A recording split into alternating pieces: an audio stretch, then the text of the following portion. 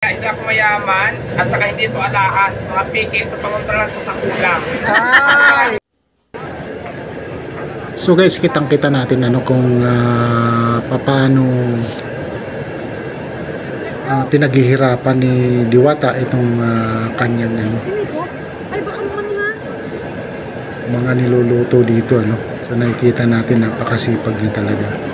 Ayun. So kaya lang may isang bagay lang akong napansin. So kayo, may napansin ba kayo? So ayan kayo na lang ang maghanap dyan kung ano yung napapansin ko. Pero sa kasipagan niya, siya talaga nagmamanage sa kanyang pagluluto.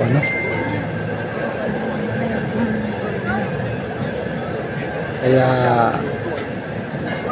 sana naman wag siyang masyadong gigipitin nang kagaya ng mga nakaraan na talagang ginikipit siya dyan.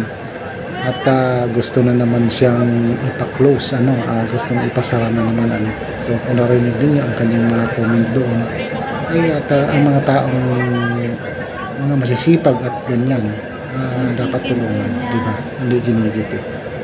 Diwata, pwede Diwata isang katanungan lang?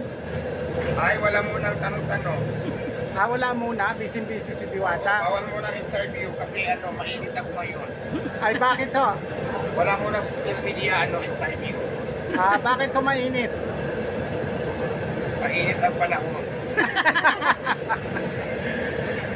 At ka pala ngayon. Mainit si Diwata ngayon. Ano lang muna tayo ngayon, what's in learn.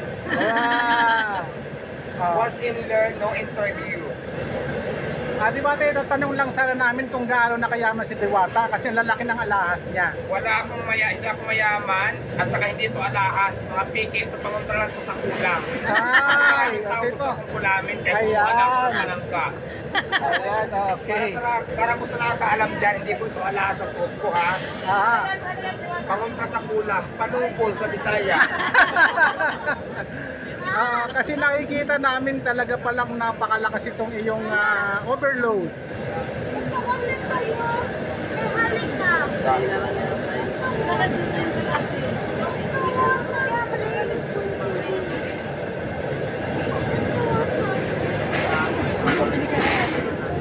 Yan, so guys, talagang si Diwata pala hands-on siya sa kanyang mga niluluto dito.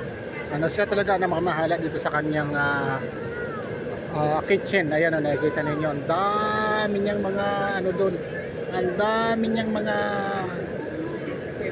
kaldero. Ayan. So sobrang sipag niya. Ayan.